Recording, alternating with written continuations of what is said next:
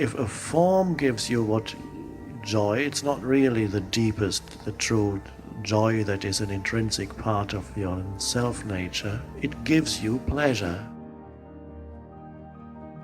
But pleasure exists in the realm of opposites, and what gives you pleasure will also give you pain, either because it leaves you or because it turns into its opposite.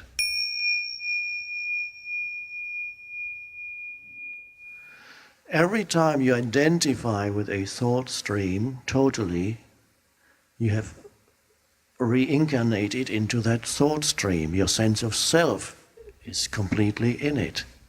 So you continuously reincarnate into arising phenomena. It could be external things, experiences, and it matters absolutely. And so, one could say, the deeper sense of coming to the end of reincarnation is to no longer reincarnate into identification with form, into seeking yourself or believing that yourself is in a form. And here we are speaking at the moment primarily of thought forms. So to this compulsion to reincarnate always into the next thought stream, to be totally fascinated by it, and always needing the more to make your reincarnation complete, and never getting there.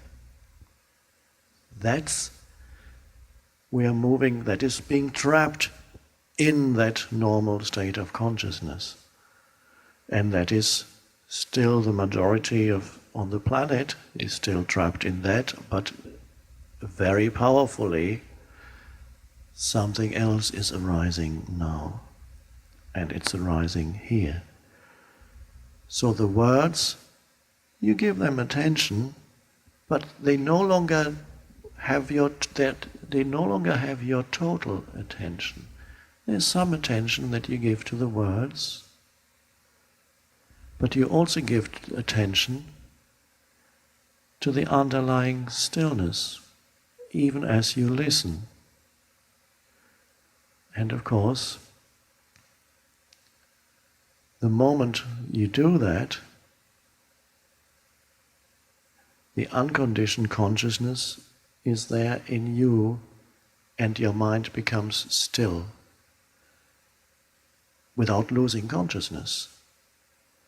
You're fully aware, you're aware of the silence, but what really is that silence, or rather that stillness? The stillness is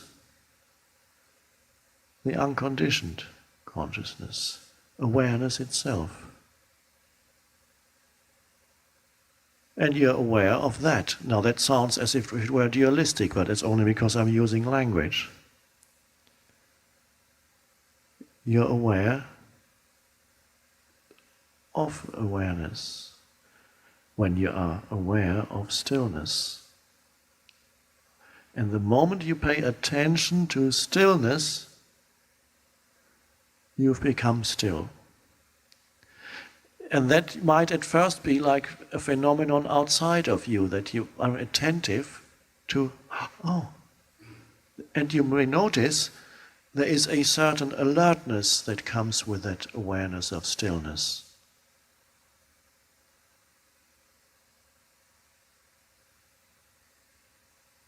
And you cannot be aware of stillness through thinking. Stillness does not exist for thought.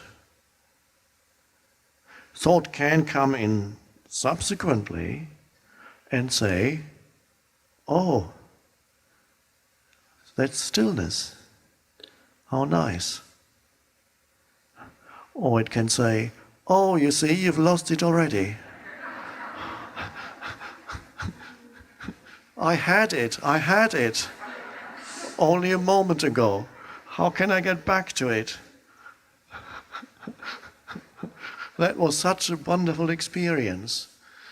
And it's not really an experience, because the stillness is always there. So, during these days here,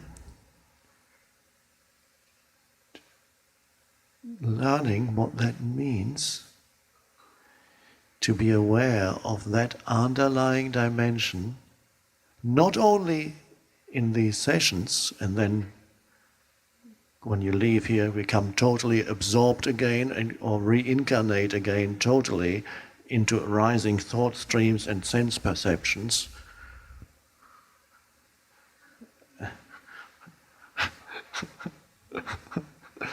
But carry that awareness of underlying awareness.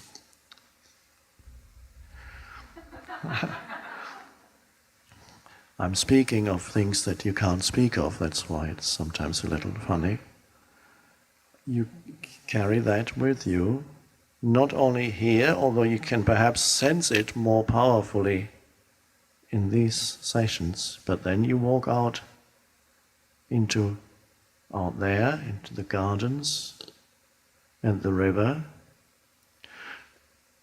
and there certain perceptions arise, and you're aware of those perceptions, and some of them will be very beautiful, and occasionally some may be ugly. This is the world. And you watch,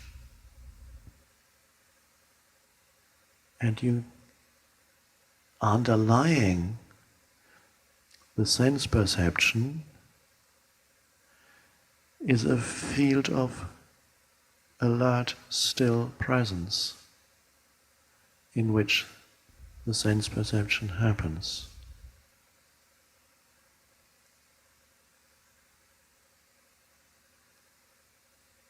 And that means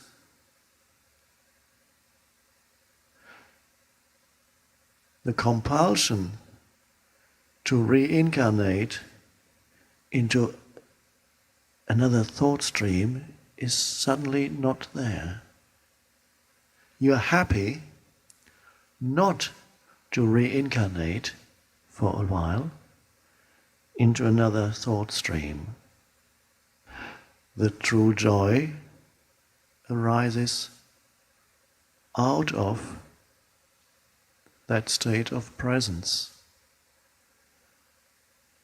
There is a very subtle joy in that, which in some teachings been called happiness, but I wouldn't use that word, it might even be a wrong translation. That joy is in essence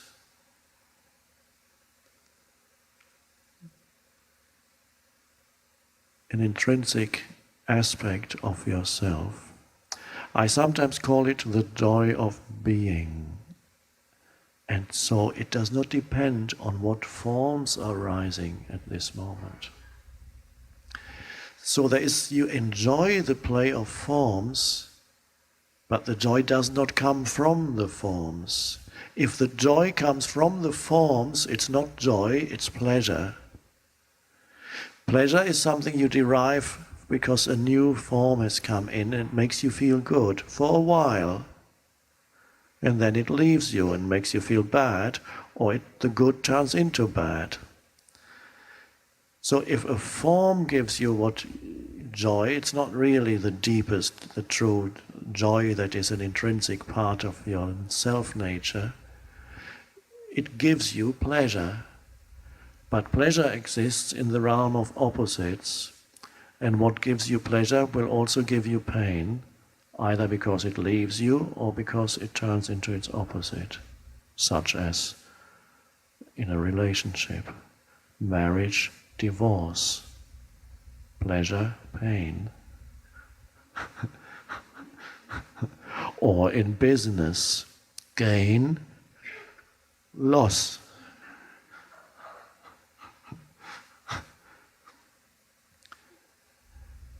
And so, Ramana Maharshi said, and of course that is a translation, and it may not be absolutely correct translation, happiness is your true nature. I would retranslate it, and perhaps in the original what he said is closer to that. Joy is your true nature. But don't look for joy.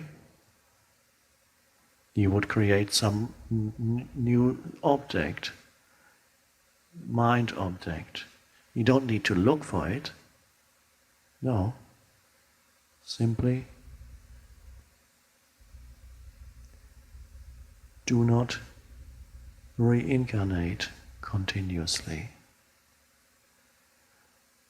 And it's so simple. These sessions are helpful, and they are helpful beyond words.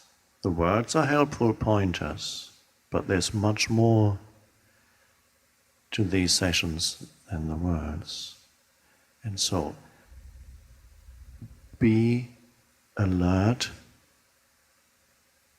here to that dimension that is beyond the words, because that dimension is also beyond thought.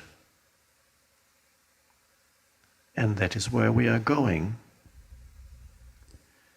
To know what that is, which one could describe as consciousness free of thought. Wow. And this is the next step, one could say, in the evolution of human consciousness, which until now we've just come to the end of thought, which means humanity, human consciousness being totally dominated, run by, identified with thought. It started, as the myth tells us, in the Garden of Eden, which one could say is a symbolic representation of the arising of thought. They ate of the fruit of the tree of the knowledge of good and evil. Evaluate, judge. The arising of thought, loss of Eden, and I'm told the translation of that word, Eden, is place of joy. Thought arose, and it was a great thing. And gradually, over many, many thousands of years, identification with thought came in. Self and thought became one. Mankind had to move through that. Now, that state of consciousness has become more and more dysfunctional. Look at the history of the 20th century. Dreadful. Madness. So the dysfunction becomes apparent now because we are arriving at the end time.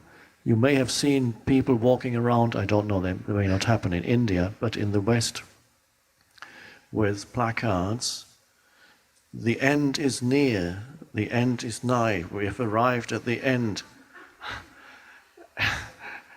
And perhaps they don't realize how right they are when they say, we have arrived at the, well, perhaps they should put a little another word in, we have arrived at the end of time. Because to be identified with thought totally is also to be governed by time, past and future, to live exclusively through memory and anticipation. and all that that implies. So, and a completely limited and false sense of identity. We are moving out of that. A new state of consciousness is emerging. This teaching would be pointless. Nobody would even hear it if it were not emerging already. So this form is no more than a midwife, a mid-husband, mid-man. I don't know. Simply to help along the birth process, and I'm not here to make it happen. That would be frustrating. Why aren't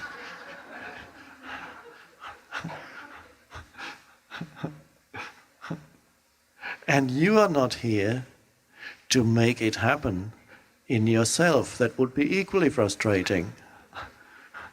And you would come to the end of the 6 days or 7 days here and say, I was looking for this great spiritual experience and somehow it didn't happen. I was looking and looking and looking, and because you were looking for something and you missed nothing.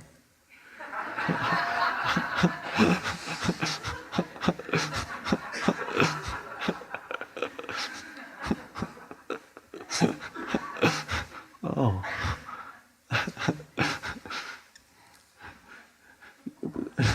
So you were looking to reincarnate into some experience and didn't get it.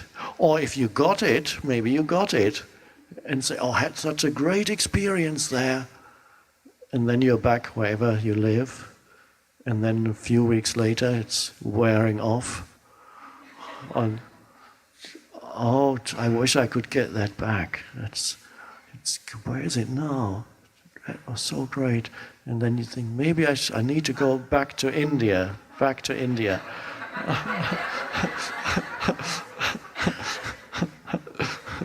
That's where it is.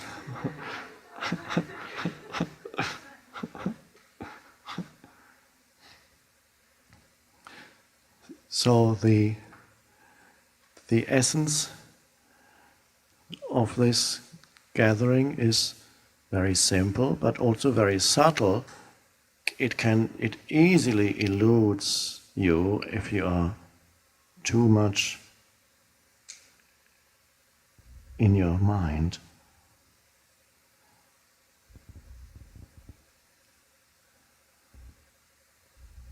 So, not only here, but also out there, be there as a field of alert presence. That which you sense here, the underlying field. And know what it means. The beauty of this, to be free of thought.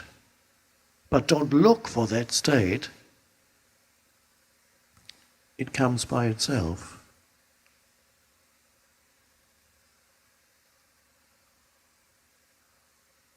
And in one moment you are free of 1,000,000 years of conditioning as the unconditioned arises. Because if you had to undo the conditioned bit by bit, you would never see the end of it. There's so much. So the unconditioned arises as the state of consciousness that is free of thought. That all the great teachings, not so directly, point to. Some directly, some indirectly. When Ramana Maharshi was asked, how do we measure our progress on the spiritual path. How do we know if we are making progress, they asked him. And he said, and some people don't like this, they say, no, he didn't really say that, but it's there.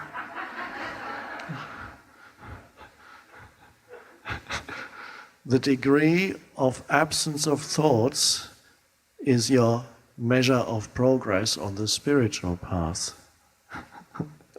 It's as simple as that. And then some people say, no, what he really meant was, who is talking? Thought. Trying to convince everybody else that that's not what he said.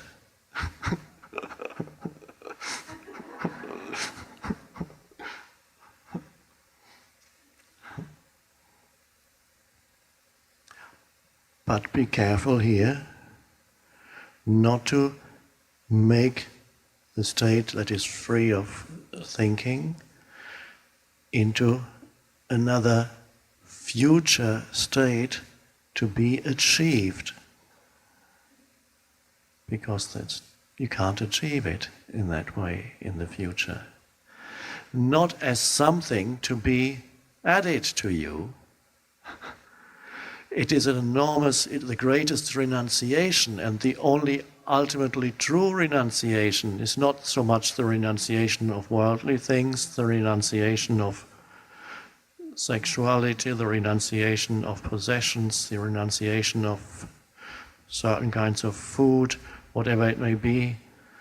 The ultimate renunciation is, and I'll say it,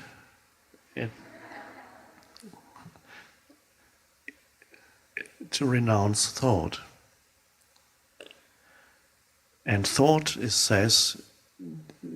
tries to convince you that in that renunciation you would revert to the state of the cabbage, the vegetable. And it says this is not a desirable state. And that is true. You don't want being a cabbage. Is beautiful for the cabbage, but the cabbage lives at one with the totality. All vegetative life, all nature lives totally in the state of oneness still. So it's totally right for the cabbage to be the cabbage.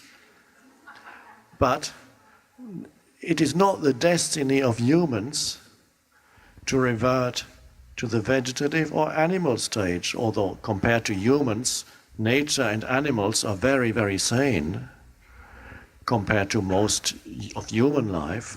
There's enormous sanity there, simply because they have not left, they haven't gone out into more and more highly differentiated form and form identification. They haven't left the source, they haven't gone that far from the source as humans have.